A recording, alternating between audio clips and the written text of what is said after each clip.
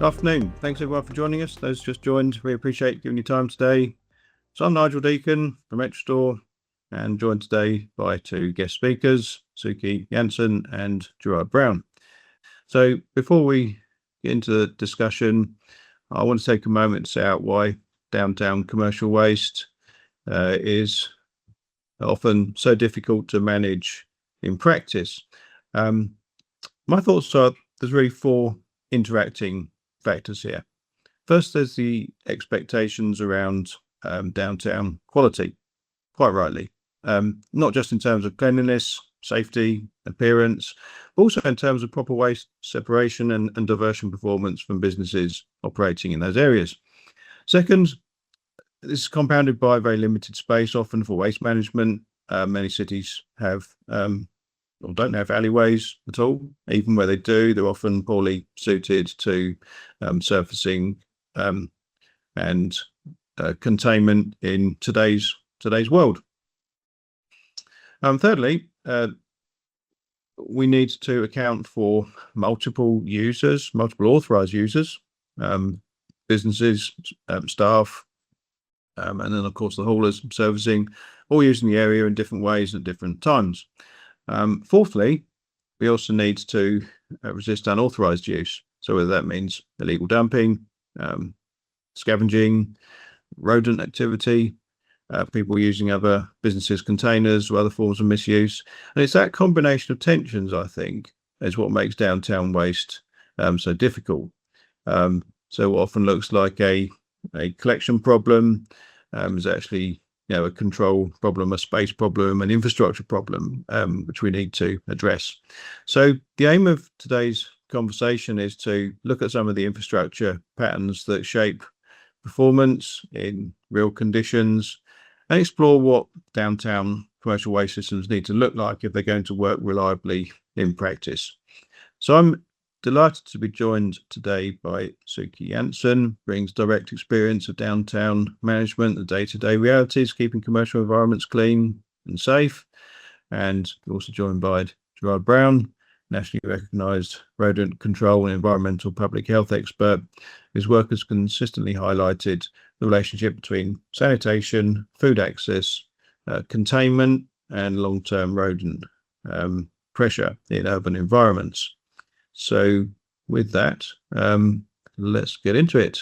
Suki, are you able to introduce yourself and get on with your presentation? Hi, I am Suki Janssen. I am the solid waste director in Athens-Clarke County, Georgia.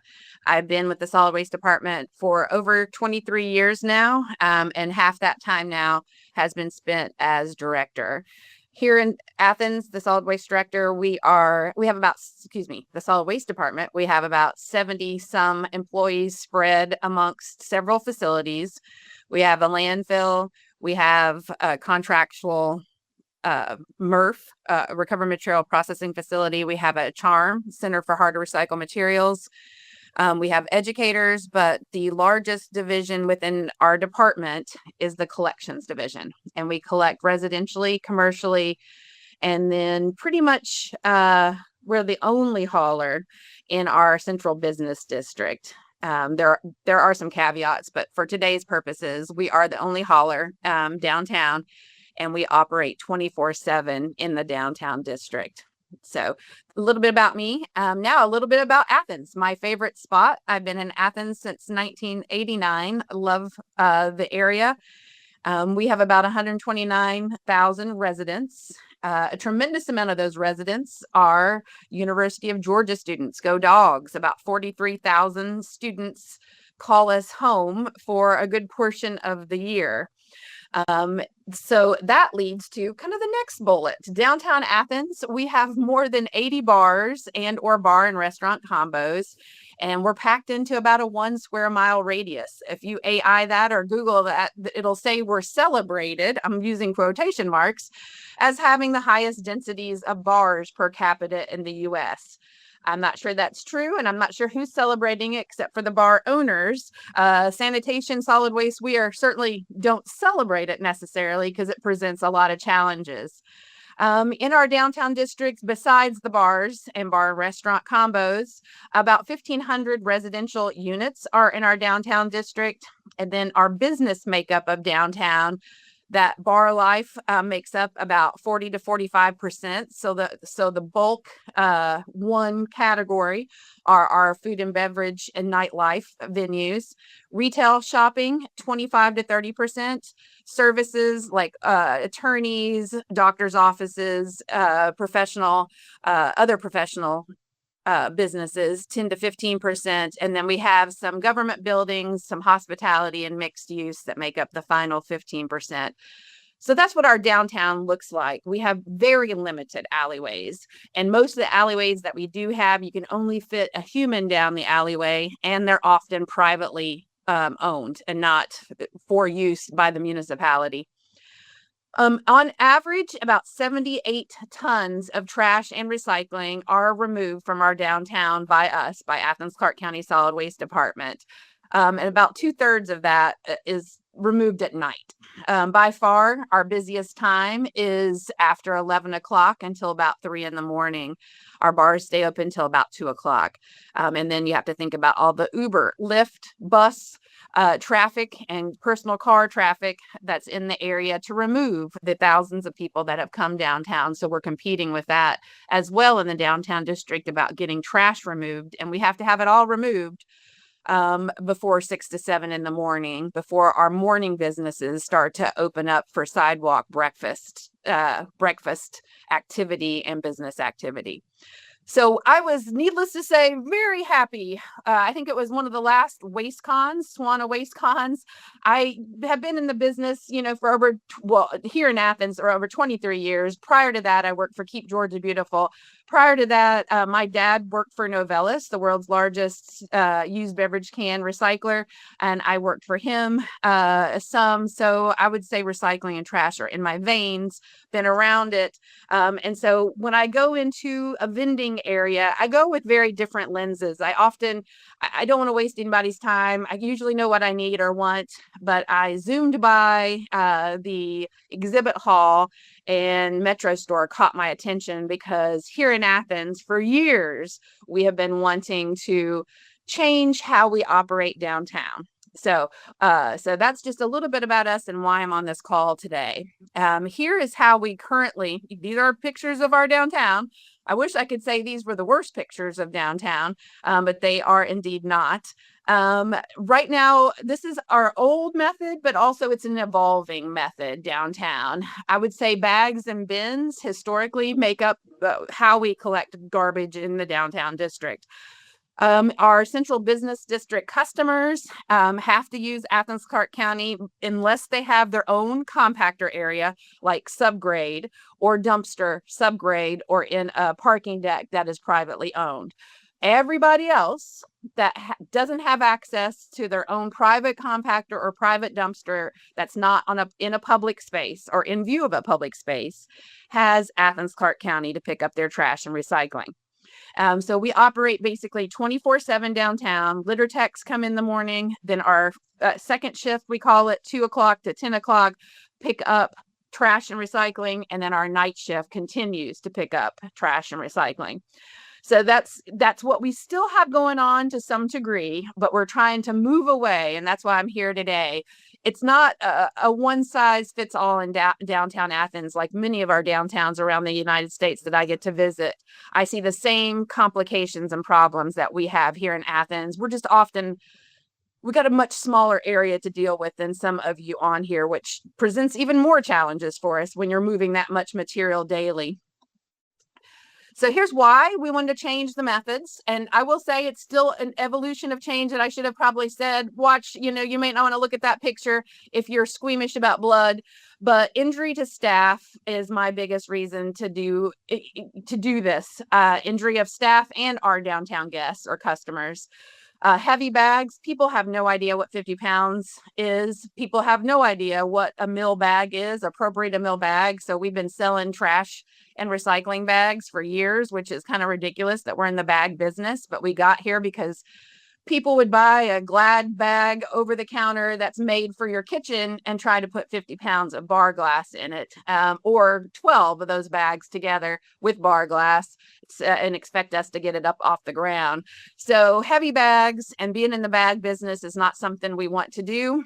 It's one reason for why we want to change. Sharp or broken objects. The picture that I have in here, don't look at it if you're squeamish, but this just happened a little bit a month ago. We have a long-term employee, didn't see a piece of glass sticking out the bag. And of course, when the bags are 50 pounds, you got to pull those bags a little closer to your body, which you don't really want to, but that happens naturally. And he had a calf stick, and 15 stitches later, and he's still out recuperating. And so those heavy bags and sharp or broken objects sticking out of bags are problematic for our staff. They're also problematic for our downtown guests because at night we have thousands and thousands of college students and just people wanting to have fun. In the summertime, a lot of them wear very high heels or shoes that they get tired of wearing, and then they proceed to go barefoot in our downtown district. We have lovely pictures from the police department of lots of foot injuries from broken glass that has escaped bags, etc. So that's another reason to get bags off curbs. Also, downtown is the only place that we still use rear load compactor trucks and occasionally have to have staff on that back step. And as you all know on this call, that back step is the reason really that the solid waste industry is still in the top 10 most deadly jobs in the US. So those are the reasons internally, mainly, that I want to get bags and bins off curbs. Also, there's weapons. We've had the police chief come to bat for us many a time where people have busted open bags to get to glass and use it as a weapon downtown. That's another reason we've wanted to change. Stains leaking from the bags, grease, and much more. All of these things contribute to odors that we can't seem to shake downtown. Vectors, of course, are attracted by these bags. And then just basic aesthetics. I hate when people come to Athens and complain about the bags. I can complain about the bags, and we're trying to get them off the curb, but it's just unsightly to see bags downtown with garbage and or recycling in them. And then it's a higher cost. We have lots more humans and trucks and 24/7 operations to handle all of this trash and recycling. And some of this is pretty inefficient and costly when we have humans get hurt or, heaven forbid, 6 to 7 weekends. If you're ever in Athens, I recommend coming, for one of those home games. And if you aren't familiar with football or SEC football in particular, you're missing out. We more than probably quadruple our population during those 6 to 7 home game weekends. We have a tremendous amount of people, so many people in Athens that the police department has to bring police from the surrounding jurisdictions just to help manage all the traffic. So this is why we wanted to change the methods downtown. These are some of the reasons, probably even more. That's the why. And here's what we have started to do. We are still kind of in our pilot phase.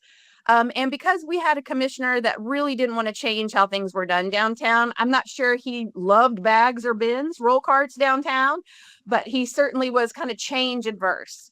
So what we started doing was, instead of calling them dumpster enclosures, we thought, you know what, we need to come up with a better name. So we kind of coined the term internally eco stations, because these stations are our dumpster enclosures, but they're enclosures that contain not only trash, but recycling. And we're adding compost within the next 2 months to our enclosures downtown that we have purchased from Metro Store. So these are our eco stations. That's what I'm going to call them from this point forward. Here are the picture on the screen is the 2 that we put out on Hall Street here in Athens. This is when we first put them out. That's why the caution tape was there. We weren't quite ready for folks to access them. And so we are piloting. We have 6 eco stations, like actual containers, 3 for recycling on 3 different streets, 3 for trash on 3 different streets. And we pair them up because, if you have we say, landfill and recycling bins love to be married. Being single causes people to get trashed, or the bins to be trashed or improperly used. So the landfill and the recycling containers are paired up for that reason. So these are our eco stations. This is what they look like before use. And this is when we only had app usage on the stations. And I'll tell you how we've evolved. And Metro Store has been a great partner in helping with our evolution to fix our multitude of challenges in our downtown district. Here's more photographs of our eco stations. We've used the sides as PR moments for us. We want to advertise our charm on one side, and I apologize, I didn't get downtown to get the other side. It promotes it's our anti-littering campaign. It's from Keep Athens-Clarke County Beautiful. They're housed within our department. You can see the street side. The previous slide showed you, this is the sidewalk side where folks can access the bins to utilize them if they're a residential user or select commercial users. That's all we're doing right now. And then this is the street side view of them where staff can access them. And inside of the eco station, you can see we have plastic dumpsters on wheels. The plastic dumpster is a 3 or 4 yard dumpster, and it's plastic because we do operate pretty much 24/7. And we personally have roughly, I think I have staff on here. She can correct me if anybody truly wants to know, but we have about 70 customers downtown that live above bars or live above retail stores that we have to service for trash. And those folks would historically love to put their trash in our ped cans, but are only for pedestrians downtown. And this is one reason we have these eco stations. And that's one positive we've seen is less residential trash in our ped cans downtown. But this is the inside of our ped cans. We chose plastic because we try not to wake people up downtown and have more noise than necessary in a downtown area. And plastic dumpsters actually are quieter than if you tip a metal dumpster downtown. So that's the back end of our eco station. So here are some of our successes. This is just, I think Veronica's on the call. She made up this great PR for us. When we rolled the eco stations out, it was app access only. So she had it where folks will register, and she has access to see who is utilizing our containers, how often, and it kind of gives them a tutorial on what to place in the containers. So that's the information that all of our customers, again, residential customers, ours downtown, have to use the containers, and then select commercial entities at this time until we roll these out further. So our initial success is less ped can usage for personal trash. Again, I told you our residential users loved putting their personal trash in or around our pedestrian trash and recycling bins. That has been cut down to almost non-existent in the downtown district now. We have less bags on curbs. They're not gone because we're not done putting additional eco stations downtown. We do have less vectors, in the areas where we have the eco stations. I'm not going to tell, we're not going to get rid of every vector. I mean, we have a landfill, recycling facility, collection trucks, and it's a constant battle to keep vectors away from our facilities at all locations. But it certainly has cut down, or at least keeps the vectors, out of certain areas. We had just, one of the impetuses for this eco stations that we got from Metro Store is Clayton Street, our busiest street downtown, where most of those bars are located that I spoke about. That's where really the pilot is geared towards, because if we can get all the bags or a lot of the bags off of Clayton Street, we can probably do it just about anywhere downtown because it's our busiest street with thousands and thousands of people using that street. At night, it gets so busy, they close off the street for the bar patrons. So anecdotally, we have less stains on our brand new sidewalks because Clayton Street was renovated right before we brought in the eco stations. Less odors because there's not as many bags on the curbs and sidewalks. Less contamination in the recyclables. Anecdotal, still we don't have the numbers or proper data quite yet. And then we have a fairly complex and large unhoused population that congregate in our downtown district. And when the bags are left on curbs, they often will scavenge through the bags. They'll bust open the bags, leave some of the material they don't want on the curbs.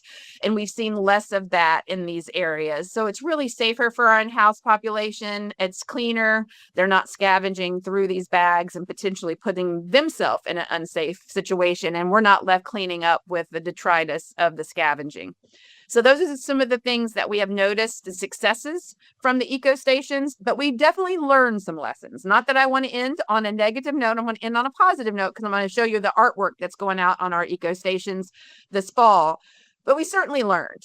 The app opening, we thought internally, oh my gosh, this is great. Everybody loves apps nowadays. And with the young crowd that mainly work downtown, we thought this would be a great way to have them stand in front of the eco station, use their phones, open the eco station, access that portal only that way. Well, a lot of the workers or the staff at these bars and restaurants, they like their phones, but the business owners, managers don't. And they go to great lengths to keep their students or their employees off their phones. So they were the first ones to reach out to us and tell us that they hated the apps because they go to great lengths to keep people off their phones. And now we're encouraging phone use. Also, people, as I told you in a previous slide, people fill their bags, their kitchen bag really full. And what we're seeing is sometimes the bags are too heavy to use the app at the same time you're holding the door to the eco station and tossing the bag in. So we told Metro Store that was our first big challenge. And so we went back. We still have the app. We love the app because it gives us detail on the back end. Veronica on this call manages that for us. It tells us who is accessing our eco stations, and it gives them prompts on what they can or can't recycle. So we like the app when people will use it, but we have keypads for businesses that don't want their staff on their phones. So the keypads were an afterthought and put in after we got the complaint from the businesses. So that is one lesson learned.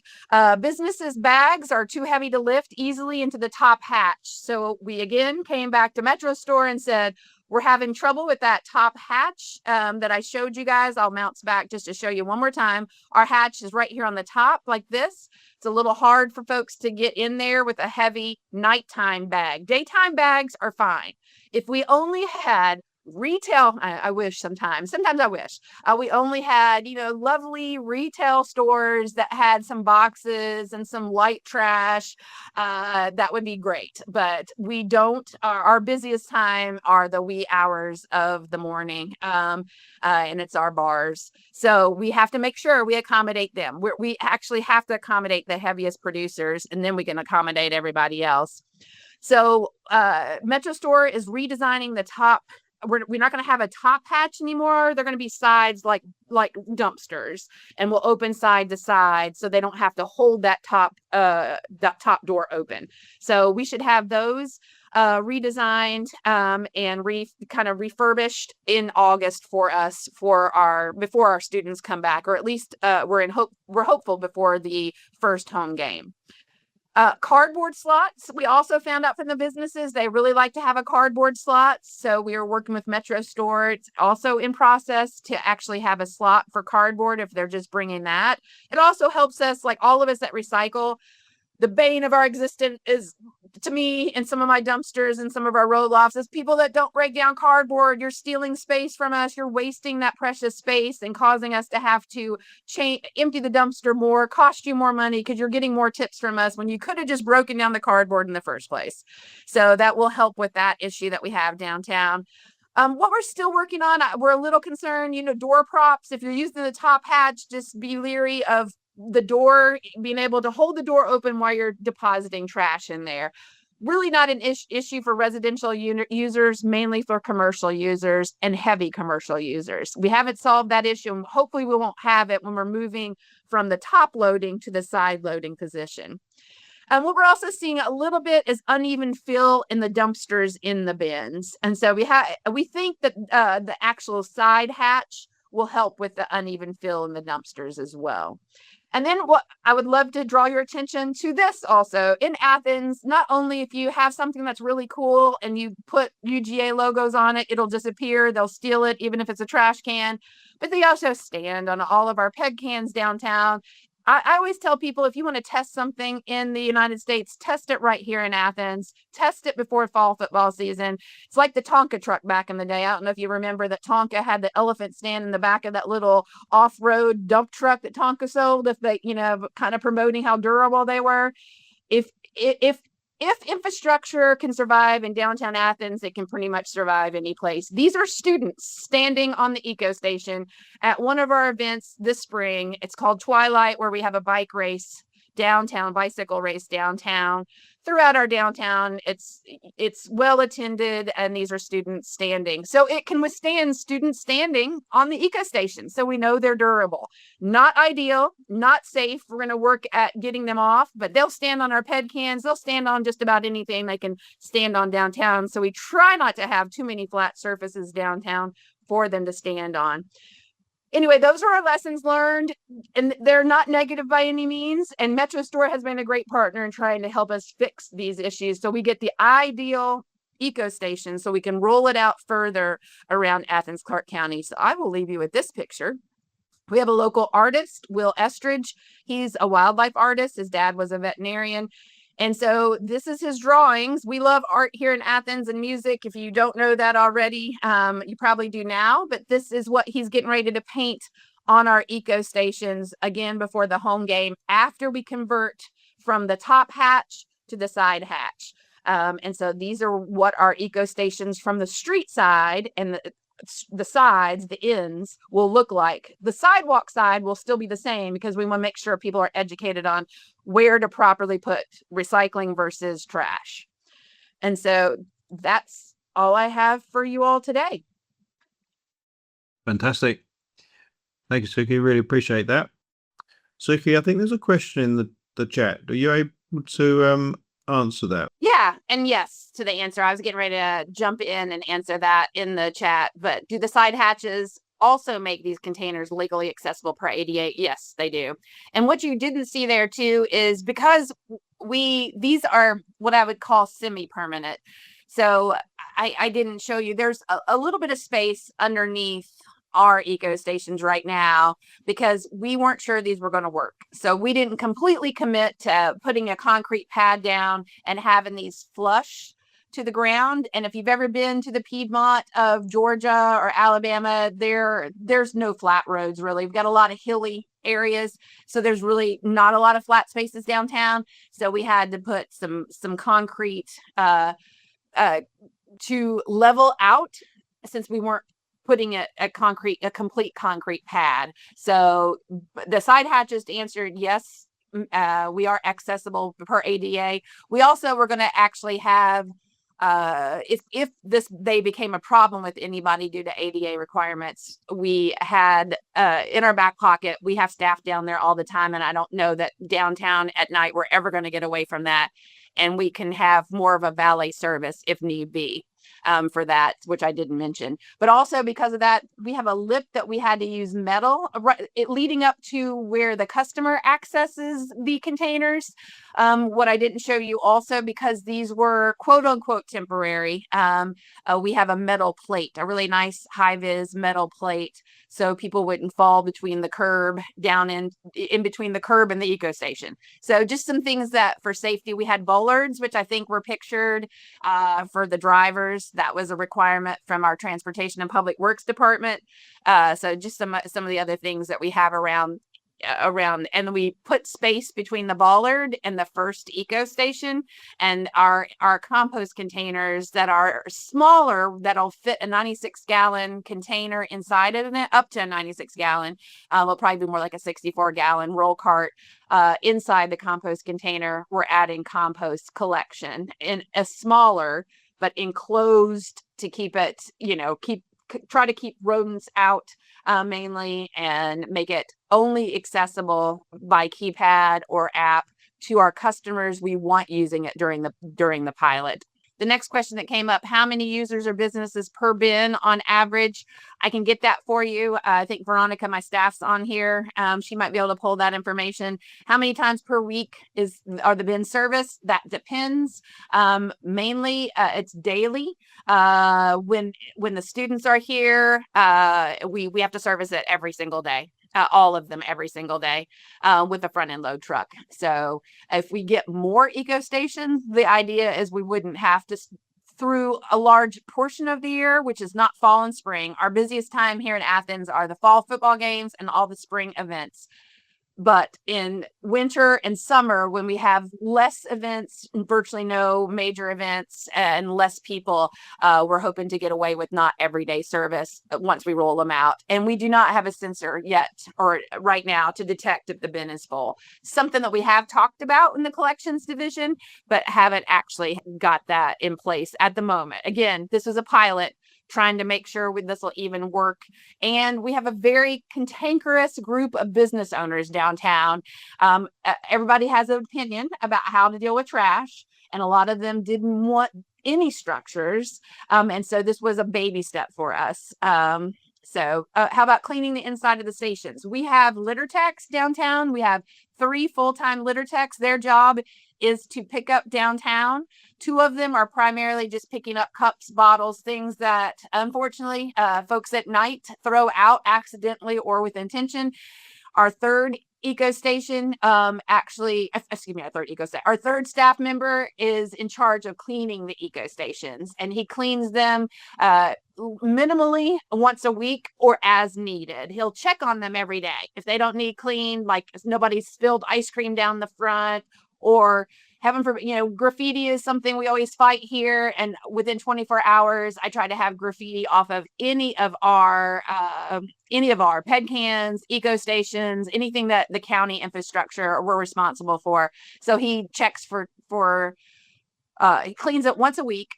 Minimally, and then checks for cleanliness and graffiti daily, and then blows out the inside. He will come down when often the front end load drivers are emptying the containers. He'll blow out any debris that hasn't quite made it into the dumpsters. That it's minimal, but you have to expect sometimes the bags aren't as tight as they should be. Let's see. That was about cleaning inside the stations. I may have missed it, but do the bags go straight into the bins? Yes, the bags go straight into the bins. We actually remove the dumpster lids. There's no need to have a dumpster lid, since the enclosure is kind of the lid, is what we felt like inside. So it's just the body of the dumpster on wheels inside. How do you bill businesses and tenants for this service? We actually have access to the water bill. So Veronica Schuler, who's on here, she is our lead. She is our operations coordinator, but she also does all of our billing. And so we are an enterprise fund in the collections. So we actually bill through the water bill to all of the tenants downtown. And we have what I would call a modified pay-as-you-throw system downtown. We used to have like 12 levels of service, which was a little overkill. We have condensed it down to just a handful levels, but it is loosely based on those old levels on how much you produce. If you're a heavy producer, bars, restaurants, you're going to pay more per month for your service than if you are like a retail shop. And all those bills, for the most part, go through the water business. There are some exceptions where Veronica and her staff would have to send a paper bill to them, but those are rarer, and we're getting ready to switch our billings, the way we bill. So our litter techs funded by the city or a bid. Our litter techs are funded by, I'll turn my, what people like to see of people. Yes, our litter techs are solid waste department employees. We call them loosely litter techs, but they're our driver ones. They have a regular Class C driver's license.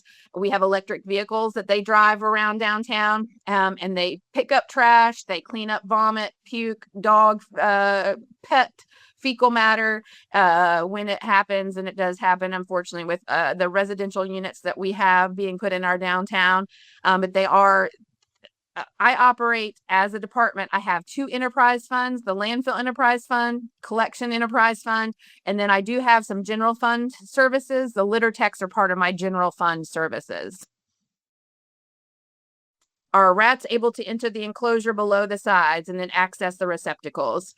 I'm good. Rats are very sneaky. I haven't seen any around the bins, but I'm going to tell you, they're down there. They're downtown. And so they could get inside of the eco stations. I think it'd be a little more challenging, but you know what?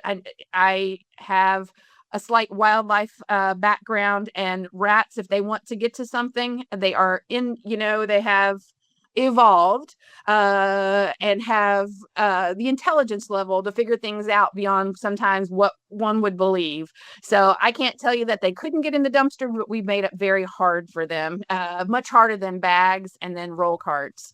So, but not rat proof. Now, when these go permanent, I'm gonna say when, I'm hoping that they do, then what we will do is we will lose that gap in the bottom of the eco station and the pavement, and we will make we'll pour a concrete pad.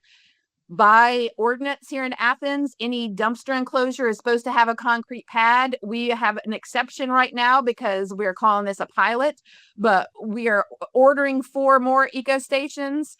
We're still going to put them in the ground like we did this, but over time, if these get approved by our mayor and commission, to take care of our downtown, we're hoping we have a site for a compactor in our downtown.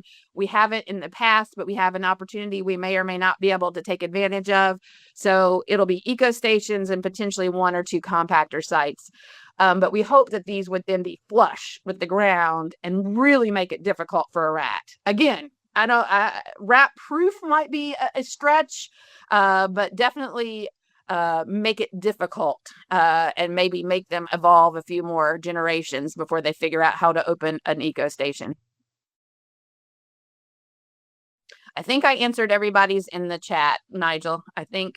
And then Veronica, if you're on here, I think there was a question about how many businesses get used per bin. If she's still on here, she'll try to. If not, I will get it to Nigel and I will get that information back to you all.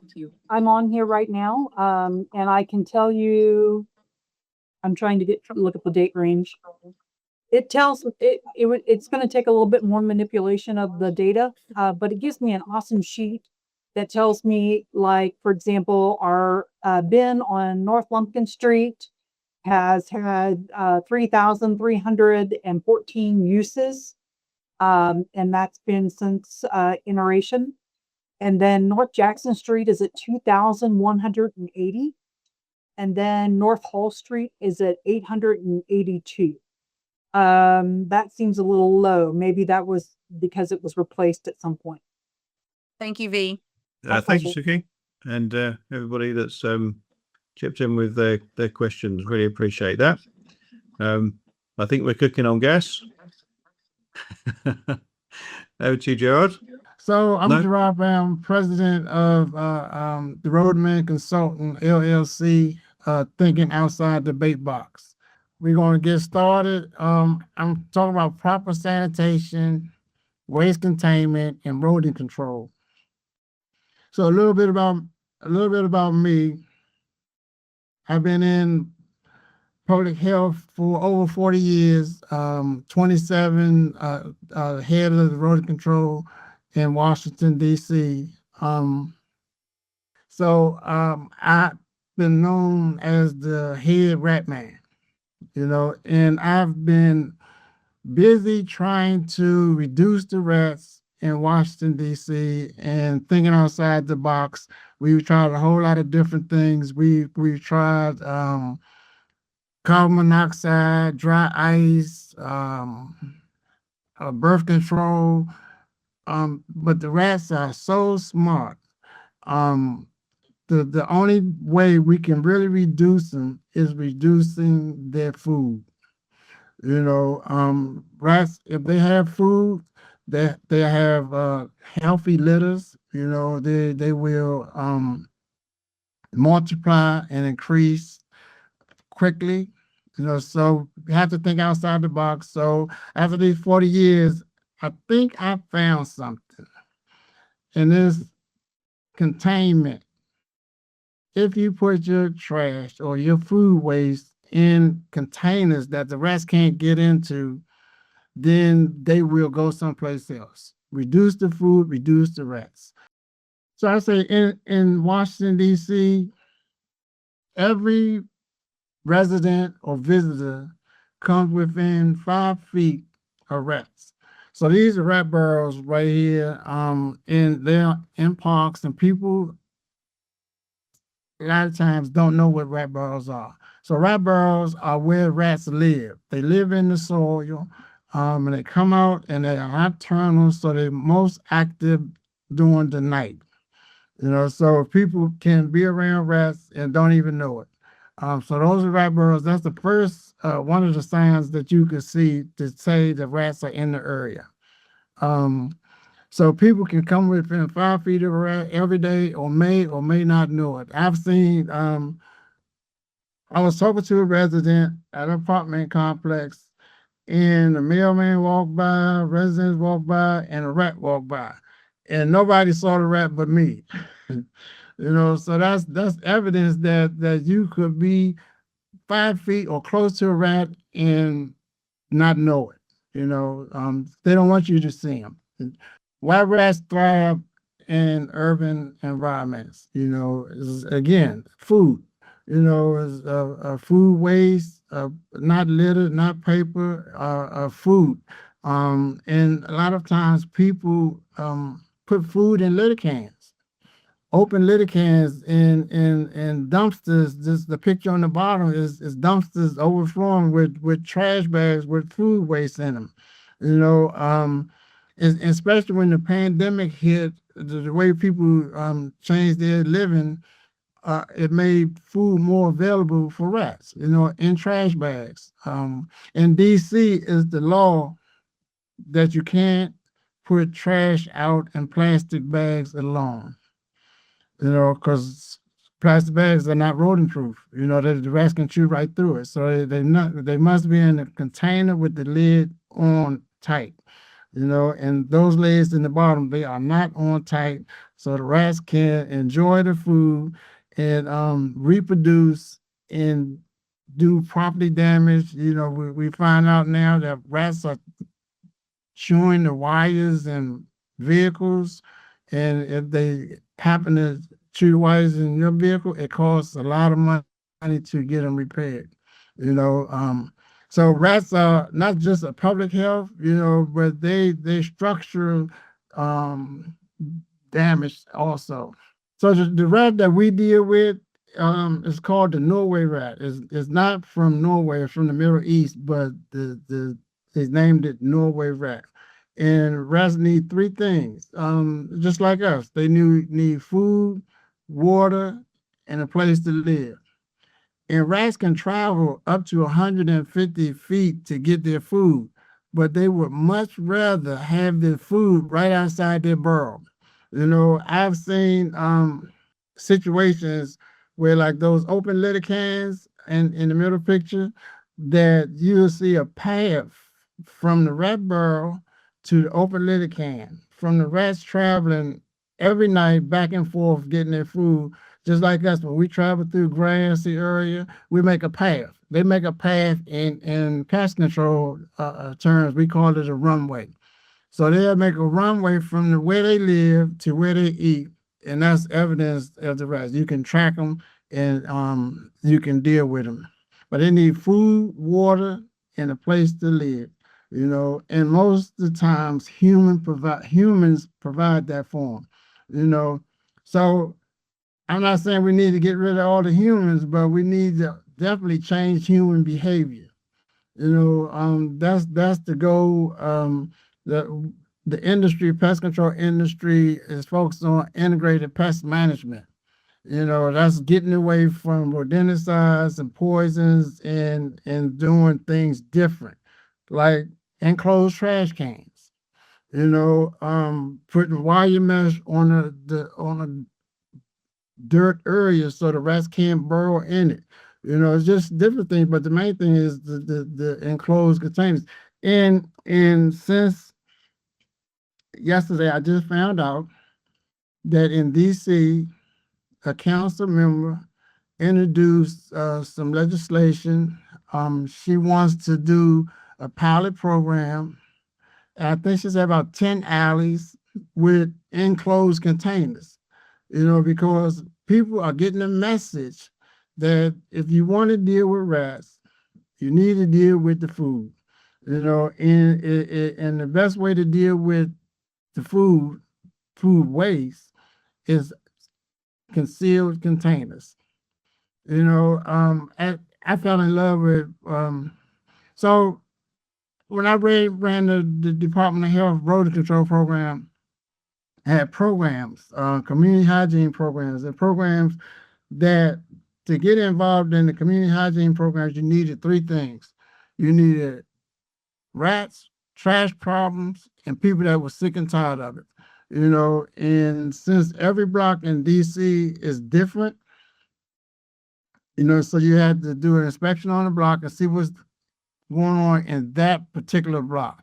And then you make recommendations. We made recommendations. And the first thing we could see was open litter cans, dumpsters that were not properly maintained, and so that was the first recommendation. You got to seal this food waste up, and that helps a lot. So recognizing the presence of rodents, you can actually see them, rodent droppings, if you know what they look like. I'm sure a lot of people have mice in their house and going in the kitchen and you see droppings on the counter. Rats leave the same thing, but the rat droppings are a little bigger than mice droppings, and they damage food inside the buildings or kitchens. Grease marks. That means they have greasy skin, so when they travel back and forth close to a wall, they deposit grease from their body on the wall, and it is almost like a paint when they go, several times, and that's how you can tell that rats are present. Again, if you don't get anything out of this, but reducing the food waste for rats, then you are a winner. I got a prize for you. But you have to reduce the waste. So we have to change the way we think. We have to change the way we behave. In DC, I've experienced people call, because DC has a rodent control program with 17 inspectors, and people call 311 to get help with rats. And a lot of times the people will call and they wind up getting a ticket, because they were the problem and they don't even know it. A ticket is education, and so they get a ticket and they say, well, I called you. Why did I get a ticket?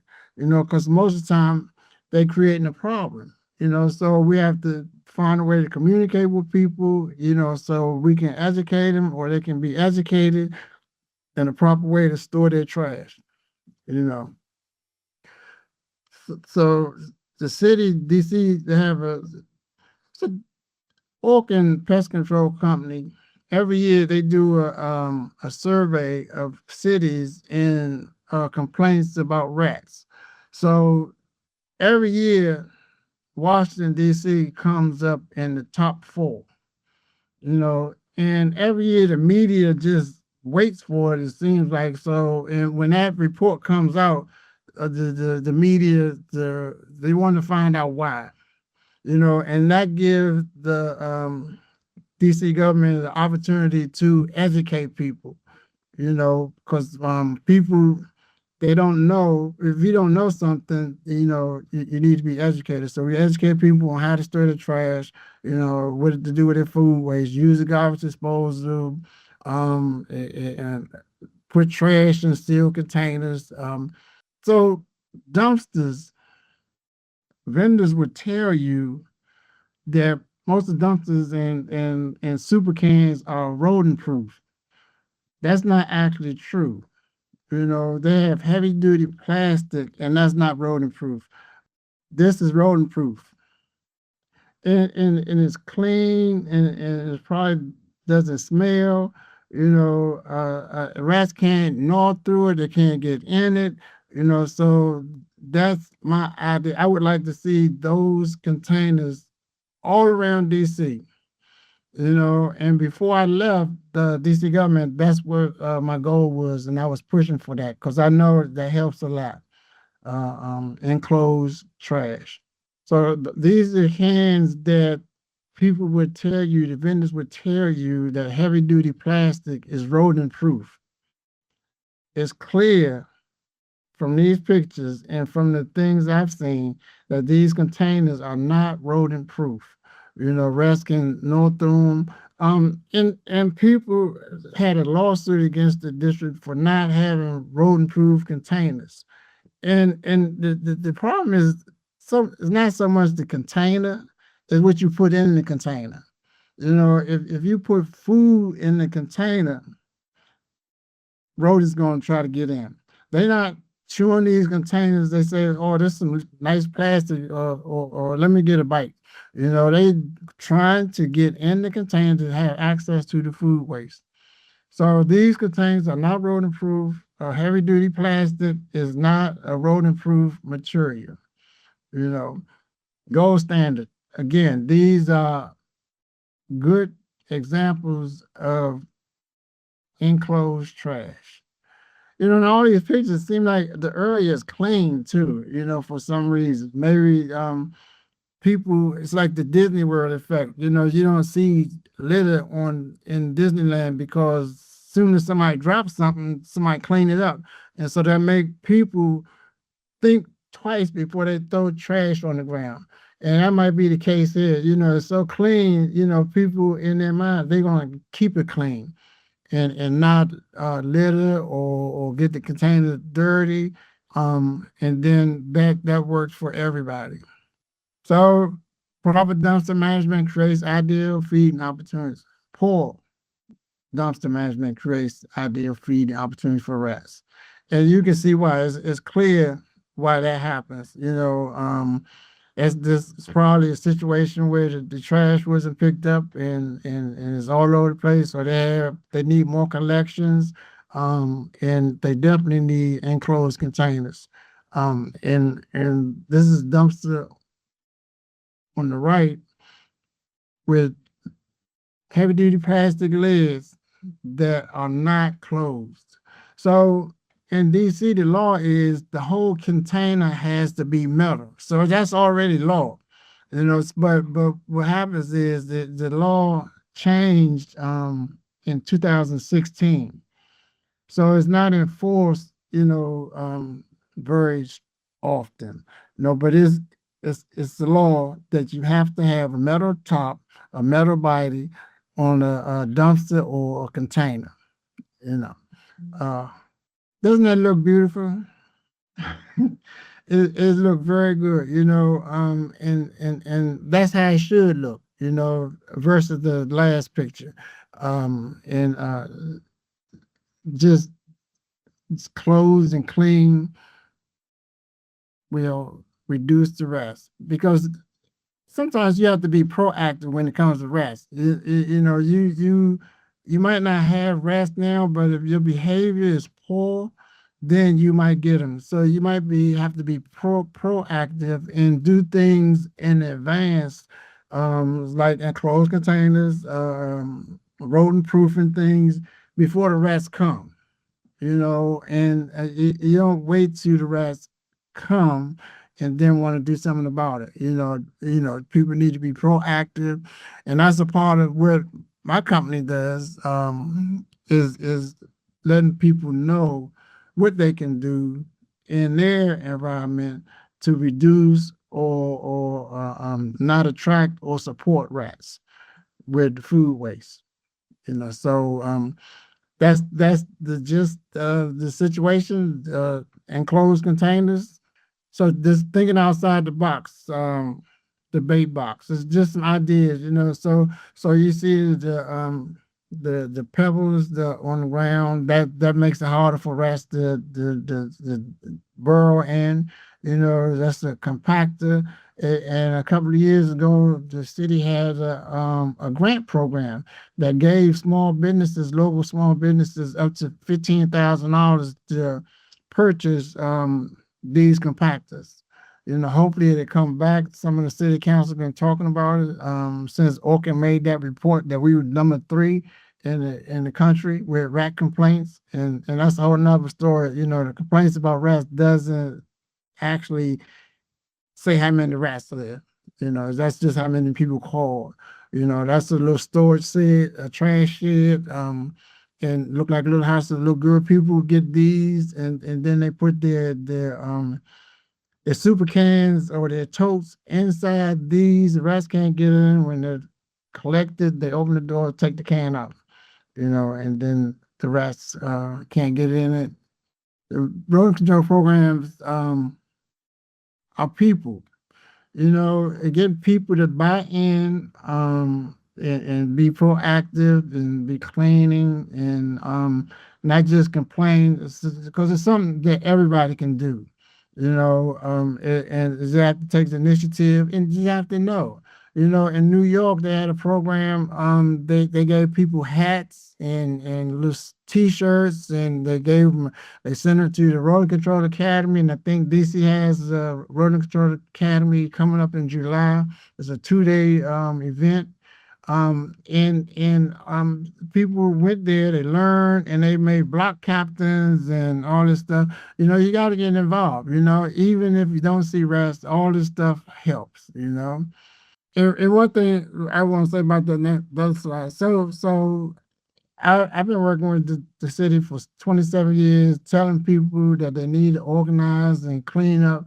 You know, so when I retired, and I was taking my granddaughter to school, and I saw a lot of trash around the school. You know, overflowing trash can, and so what I did was what I was telling other people to do. I organized the cleanup. You know, and I got a good response. And we're going to do another one. Those are things you have to do. You have to work together to reduce rats because they are public health risk to humans. Any questions, contact information? That's fantastic. Thank you, Gerard. I was really interested, Gerard, in your slide showing the plastic roll carts, actually, because we often hear that the roll carts will stop rats, and of course they don't really, do they? They just move them on somewhere else. Got any more to share with us on that? So the plastic or heavy duty plastic, like you said, roll carts or totes, they are not rodent proof because they are not thick enough for the rats not to gnaw through them. So the rats can chew through that heavy duty plastic and get in the trash. You know, and they do it quite fast too. You know, like overnight they can make their way in it, especially if the container lid is not closed tight. You know, to give them an edge to know on. But that's not the only place they know on. Sometimes they know in the body.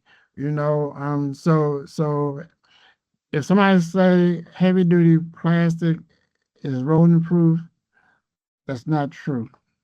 Yeah, my mind goes back to some work we did in Baltimore last year. There's some commercial alleyways that were really heavily rat infested, and we introduced some cart enclosures, just metal cart enclosures, and that's really made a massive difference. I'll share a link to a case study in the chat for anyone that's interested on that.